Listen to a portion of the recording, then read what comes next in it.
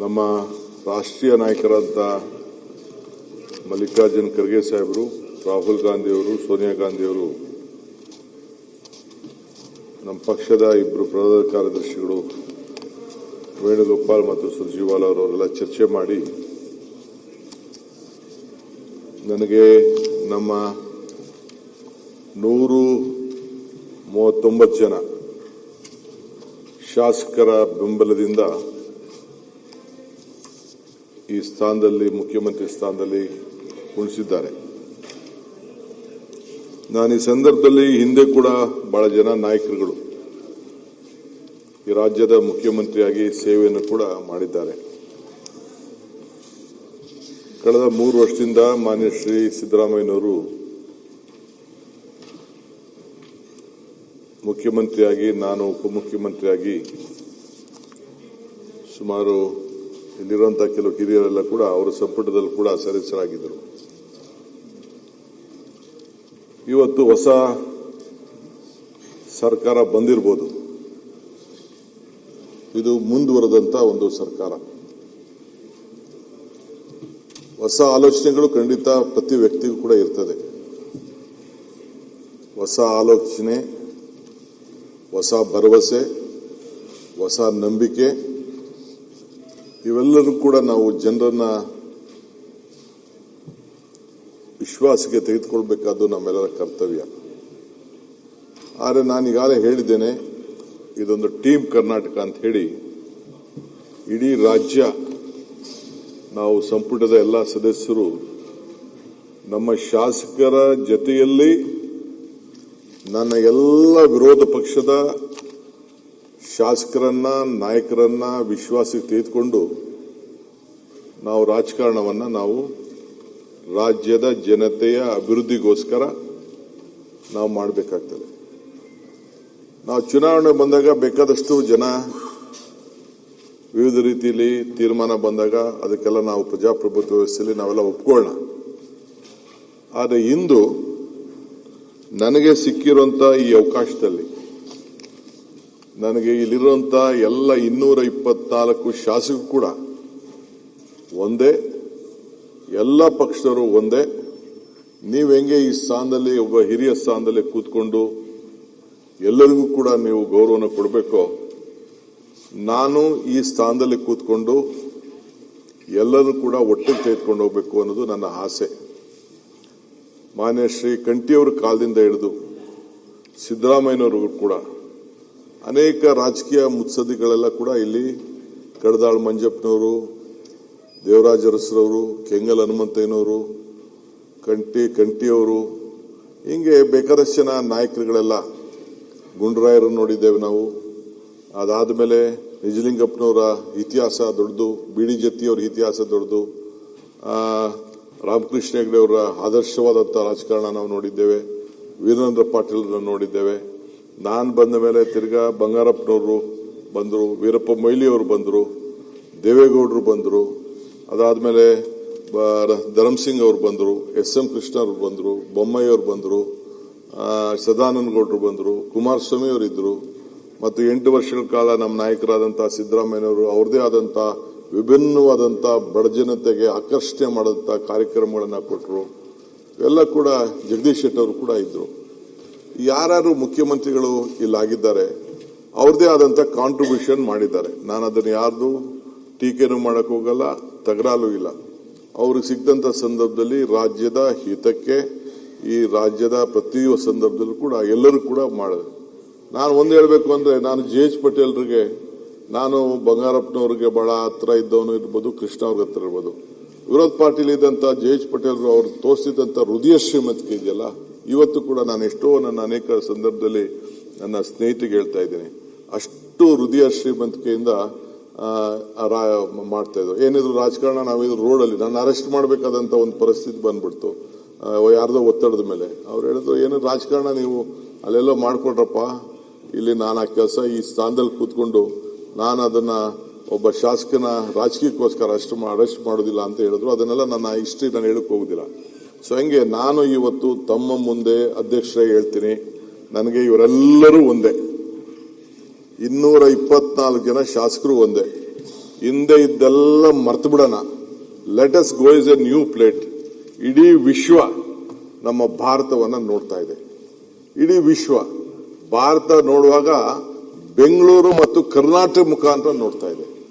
ಇಲ್ಲಿರುವಂತ ಜ್ಞಾನದ ಸಂಪತ್ತಿದೆಯಲ್ಲ, ಇಲ್ಲಿರುವಂತ ನಮ್ಮ ಯುವ ಸಂಪತ್ತಿದೆಯಲ್ಲ, ಇಲ್ಲಿರುವಂತ ಪ್ರಕೃತಿಯ ಸಂಪತ್ತಿದೆಯಲ್ಲ, ಬೇರೆ ರಾಜ್ಯದಲ್ಲಿಲ್ಲ. ತಾವು ಕೃಷಿ ಮಂತ್ರಿಯಾಗಿ ತಾವು ಕೆಲಸ ಮಾಡಿದ್ದೀರಿ. ರಾಜಸ್ಥಾನ ಬಿಟ್ರೆ ಇದೇ ಸೆಕೆಂಡ್ ಲಾರ್ಜೆಸ್ಟ್ ಸ್ಟೇಟ್. ಸೊ ಅದಕ್ಕೆ ಇಡೀ ನಮ್ಮ ರಾಜ್ಯವನ್ನ ಮೊದಲು ಅವತ್ತಿನ ಕಾಲದಲ್ಲಿ ನಾವು ಬಡದಾಡ್ತಾ ಇದ್ದೀವಿ ನೀರಿನ ವಿಚಾರದಲ್ಲಿ. ಎಲ್ಲರೂ ಕೂಡ ಈ ಸಂದರ್ಭದಲ್ಲಿ ನೀರನ್ನ ಕೃಷಿಗೆ ಉತ್ತೇಜನ ಕೊಡಬೇಕು ಅಂತೇಳಿ ನಾವು ಅನೇಕ ಕಾರ್ಯಕ್ರಮ ರೂಪಿಸಿದ್ದೇವೆ. ಮುಂದಕ್ಕೂ ಕೂಡ ಖಂಡಿತ ನಾವು ಮಾಡ್ತೇವೆ.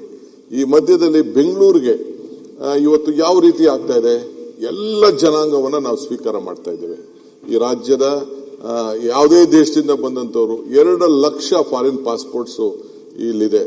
ಆ ಫಾರ್ಚೂನ್ 500 ಕಂಪನೀಸ್ ಪೈಕಿ ಸುಮಾರು 480 ಫಾರ್ಚೂನ್ 500 ಕಂಪನೀಸ್ ಆಫೀಸಸ್ಗಳು ಇಲ್ಲಿದೆ.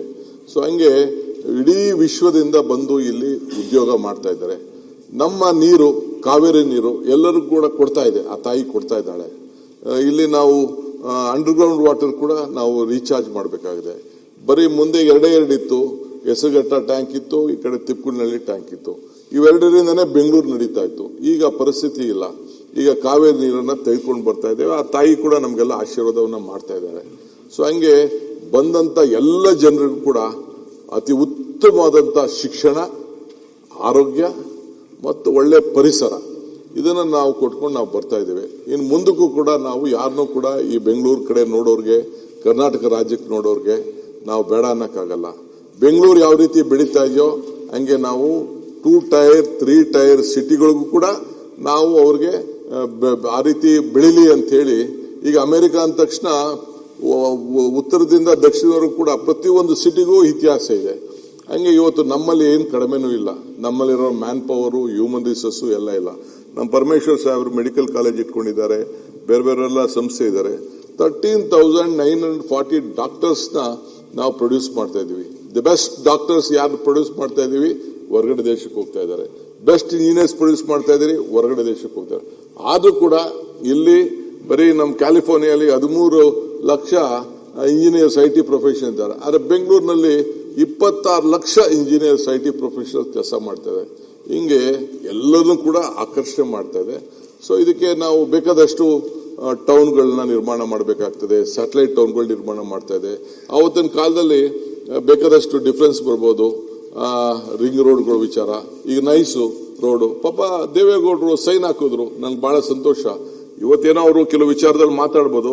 ಆ ನೈಸ್ ರೋಡ್ ಇಲ್ಲ ಅಂದಿದ್ರೆ ಬೆಂಗಳೂರು ಏನಾಗ್ತಿತ್ತು? ಇಂಥದೆಲ್ಲ ಪರಿಸ್ಥಿತಿ ಇದೆ. ಇರ್ಲಿ, ಬೇಕಾದ್ರೆ ಏನೋ ಅನ್ಯಾಯ ಆಗಿದ್ರೆ, ಸರಿ ಇಲ್ಲದೆ ಹೋದ್ರೆ ಸರಿ ಮಾಡಕ್ ಹೋಗೋಣ. ಇವತ್ತು ಕುಮಾರಸ್ವಾಮಿ ಅವರು ಇವತ್ತು ಕೆಲವರು ವಿರೋಧ ಮಾಡ್ತಾ ಇರ್ಬೋದು, ಅವರೇ ವಿರೋಧ ಮಾಡ್ತಾರೆ, ಅವರೇ ಸೈನ್ ಮಾಡಿದ್ದು. ಬಹಳ ಒಳ್ಳೆ ಉದ್ದೇಶ ಇಟ್ಕೊಂಡು ಅವರು ಸೈನ್ ಮಾಡಿದ್ದಾರೆ. ಹಂಗೆ ಇದು ನಮ್ಮ ಯಡಿಯೂರಪ್ಪನವರು ಈ ದೇಶದ ರೈತರ ಬಗ್ಗೆ ಹಸಿರು ಟವಲ್ ಹಾಕೊಂಡು ಅದಕ್ಕೆ ಆದಂತ ಒಂದು ಸಪರೇಟ್ ಬಜೆಟ್ ಇಟ್ಕೊಂಡು ಪ್ರತಿ ಹಂತದಲ್ಲೂ ಕೂಡ ಅವ್ರ ಕಾಲದಲ್ಲಿ ಅವ್ರಿಗೆ ಫುಲ್ ಟೈಮ್ ಸಿಕ್ಲಿಲ್ಲ, ಮಧ್ಯ ಕಟ್ಟಾಯ್ತು. ಆದ್ರೂ ಕೂಡ ಅವ್ರದೇ ಆದಂತ ಒಂದು ದೊಡ್ಡ ತ್ಯಾಗವನ್ನು ಕೂಡ ಮಾಡಿದ್ದಾರೆ. ನಮ್ಮ ಸಿದ್ದರಾಮಯ್ಯನವರು ಅನ್ನ ಹೊಟ್ಟೆ ಯಾರು ಹಸ್ಕೊಂಡು ಇರಬಾರ್ದು ಅಂತ ಹೇಳಿ ಕೊಟ್ಟಂತ ಭಾಗ್ಯಗಳಿದೆಯಲ್ಲ, ಬಹುಶಃ ಇದು ಇತಿಹಾಸ ಪುಟಕ್ಕೆ ಹೋಗ್ತದೆ. ದೇವರಾಜರಸು ಕೊಟ್ಟಂತದ್ದು ಅದು ಇತಿಹಾಸ ಪುಟಕ್ಕೆ ಹೋಗ್ತದೆ. SM ಕೃಷ್ಣರವರು IT-BT ಮಾಡಲಿಲ್ಲ ಅಂದ್ರೆ ಏನಾಗ್ತಿತ್ತು? ಇಲ್ಲಿರುವಂತ ಜ್ಞಾನ ಸಂಪತ್ತು ಇಡೀ ವಿಶ್ವದಲ್ಲೇ ಇವತ್ತು ಜನ ನೋಡ್ತಾ ಇದ್ದಾರೆ. ನಾನು ಆಗ್ಲೇ ಮೊನ್ನೆ ಪ್ರೈಮ್ ಮಿನಿಸ್ಟರ್ ಬಂದಾಗ ಕೂಡ ನಾನು ಹೇಳಿದೆ, ವರ್ಲ್ಡ್ ಲೀಡರ್ಸ್ ಯಾವತ್ತು ಏನ್ ಹೇಳಿದ್ರು, ಕೆಳಗಡೆ ನೀವು ಇದ್ರಿ, ನಾವೆಲ್ಲ ವಿಧಾನಸೌಧ ಬ್ಯಾಂಕ್ವೆಟ್ ಅಲ್ಲಿ ಇದ್ವಿ, ಏರ್ಪೋರ್ಟ್ ಇನಾಗ್ರೇಷನ್ ಮಾಡೋಂಥ ಸಂದರ್ಭದಲ್ಲಿ 4-5 ಜನ ಪ್ರೈಮ್ ಮಿನಿಸ್ಟರ್ಗಳು ಬಂದ್ರು 3-4 ತಿಂಗಳಲ್ಲೇ. ಆಗೇನವರು ಅವ್ರದ್ದಿತ್ತು, ಇಡೀ ಪ್ರಪಂಚದ ವರ್ಲ್ಡ್ ಲೀಡರ್ಸ್ ಅವತ್ತು ಬಂದು ಫಸ್ಟ್ ದೆಹಲಿಗೆ ಬರೋರು, ದೆಹಲಿಗೆ ಬಂದವರು ಆಮೇಲೆ ನಾವು ಚೆನ್ನೈಗೆ ಹೋಗ್ಬೇಕು, ಹೈದರಾಬಾದ್ ಹೋಗ್ಬೇಕು, ಡೆಲ್ಲಿಗೆ ಹೋಗ್ಬೇಕು, ಇನ್ನೊಂದ್ ಕಡೆ ಹೋಗ್ಬೇಕು ಅಂತ ಮಾಡ್ತೀವಿ. ಈಗ ಮೊದಲು ಬೆಂಗಳೂರು ಬಂದ್ಬಿಟ್ಟು ದೆಹಲಿಗೆ ಹೋಗ್ತಾ ಇದ್ದಾರೆ. ಅಂದ್ರೆ world is looking through Bangalore, India through Bangalore. ಇದನ್ನ ಪ್ರೈಮ್ ಮಿನಿಸ್ಟರ್ಗೆ ಹೇಳಿದೆ ನಾನು. ಸೊ ವಾಜಪೇಯಿ ಅವರು ಆ ಕ್ವಾಡ್ರಾಂಗಲ್ ಬಗ್ಗೆ ಮಾತಾಡಿದ್ರು, ಆ ರೋಡ್ ಬಗ್ಗೆ ಮಾಡಿದ್ರು. That is A greatest contribution they have done, irrespective of political party. All the leaders, Jawaharlal Nehru ಕಾಲದಿಂದ ಹಿಡಿದು ಇಲ್ಲಿವರೆಗೂ ಯಾರು ಈ ದೇಶಕ್ಕೆ ಆಳ್ತಾ ಇದ್ದಾರೆ, ಅವ್ರದೇ ಆದಂತ ರೀತಿಯಲ್ಲಿ ಕಾಂಟ್ರಿಬ್ಯೂಷನ್ ಮಾಡಿದ್ದಾರೆ. ನಾನು ಯಾರ್ದು ಅನುಮಾನ ಮಾಡಕ್ ಹೋಗಲ್ಲ. ರಾಜಕಾರಣ ನನಗೆ ಬಹಳ ನೋವಾಗ್ತದೆ. ನಿಮ್ಮ ಸ್ಥಾನದ ಪೀಠ ಇದೆಲ್ಲ ಇಟ್ ಈಸ್ ನಿಮ್ದು, ಇಟ್ ಈಸ್ ನಾಟ್ ವ್ಯಕ್ತಿ ಮೇಲಲ್ಲ.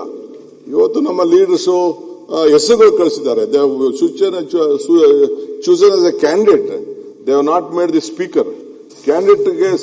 ಕ್ಯಾಂಡಿಡೇಟ್ ಯಾರು ಅಂತ ನಾನು ಕಳಿಸಿದ್ದಾರೆ. ಅದಕ್ಕೆ ನಮ್ಮ ಸ್ನೇಹಿತರುಗಳು ಪ್ರತಿಭಟನೆ ಮಾಡೋದು ಅದು ಸರಿ ಇಲ್ಲ. ದಯವಿಟ್ಟು ಕಳಿಸ್ಕೊಡಿ, ಬರಬೇಕು ನಿಮ್ಮ ಸ್ಥಾನಕ್ಕೆ.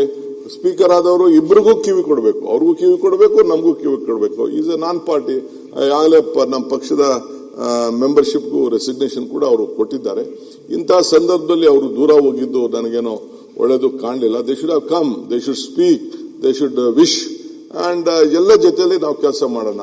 ಈ ರಾಜ್ಯದ ಹಿತಕ್ಕೆ, ನಮ್ಮ ನಾಡಿನ ಏನು ಜನತೆ ಏನೇನಿದ್ದಾರೆ ಅವರೆಲ್ಲರೂ ಕೂಡ ಗಮನದಲ್ಲಿಟ್ಕೊಂಡು ರಾಜ್ಯದ ಹಿತಕ್ಕೆ ಪ್ರತಿಯೊಬ್ಬರಿಗೂ ಕೂಡ ಇನ್ನು ಮುಂದಕ್ಕೆ ನೆಕ್ಸ್ಟ್ 20-25 ಇಯರ್ಸ್ ಅಲ್ಲಿ ಇಡೀ ರಾಜ್ಯ ಹಸಿರು ರಾಜ್ಯವನ್ನಾಗಿ ಮಾಡಿ, ನೀರು ಎಲ್ಲೆಲ್ಲಿ ಟ್ಯಾಪ್ ಆಗ್ತಾ ಇದೆ ಆ ನೀರನ್ನು ಉಳಿಸಿ ಪ್ರತಿಯೊಬ್ಬ ರೈತರ ಬದುಕಿಗೆ ಇವತ್ತು ಕೃಷಿ ಬೇರೆ ಉದ್ಯೋಗಕ್ಕಿಂತ ಕೃಷಿ ಮತ್ತು ತೋಟಗಾರಿಕೆ ಇಲ್ಲಿ ಹೈನುಗಾರಿಕೆಯಲ್ಲಿ ಪ್ರತಿಯೊಬ್ಬರು ಕೂಡ ಬದುಕಲಿಕ್ಕೆ ಒಂದು ಅವಕಾಶ ಇದೆ. It is A parallel economy ಸಂದರ್ಭದಲ್ಲಿ ದೇಶದಲ್ಲಿ ಅವಕಾಶ ಇದೆ. ಯಾವ ಟ್ಯಾಕ್ಸ್ ಕಟ್ಟಂಗಿಲ್ಲ, ಏನು ಕಟ್ಟಂಗಿಲ್ಲ. ಅದಕ್ಕೆ ನಾವು ಎಷ್ಟು ಉತ್ತೇಜನ ಕೊಡಬೇಕು. ನಮ್ಮಲ್ಲಿರುವಂತಹ ಹಳ್ಳಿಗಳಿಂದ, ಈಗ ನಾನು ಬೆಂಗಳೂರು ಬಂದವನು ವಾಪಸ್ ಊರಿಗೆ ಹೋಗಲೇ ಇಲ್ಲ, ನಾನು ವಿದ್ಯಾಭ್ಯಾಸಕ್ಕೆ ಬಂದವನು. ಅದಕ್ಕೆ ಒಂದು ಹೊಸ ಆಲೋಚನೆಯನ್ನ ಮಾಡಿದ್ದೇನೆ. 10,000 ಕೋಟಿ ರೂಪಾಯಿ CSR ದುಡ್ಡನ್ನ ಪ್ರಣಬ್ ಮುಖರ್ಜಿ ಅವರು ಕೊಟ್ಟರು. ಪ್ರಣಬ್ ಮುಖರ್ಜಿ ಅವರು ಅದಕ್ಕೊಂದು ಆದೇಶ ಮಾಡಿದ್ರು. ಸೊ ಆ CSR ಫಂಡ್ ನ ಫಸ್ಟ್ ರೂರಲ್ ಎಜುಕೇಶನ್ ಕೊಡಿ ಅಂತೇಳಿ ನಾವು ರಿಕ್ವೆಸ್ಟ್ ಮಾಡ್ತಾ ಇದ್ದೇವೆ. ಅದಕ್ಕೊಂದು ಹೊಸ ಪಾಲಿಸಿ ಬಂದಿದ್ದೇನೆ. ಅವರ ಕ್ಷೇತ್ರದವ್ರಿಗೆ ತೆಗೆದುಕೊಳ್ಳಿ, ಹಳ್ಳಿಗೆ, ಟೌನ್ಗಳಿಗೆ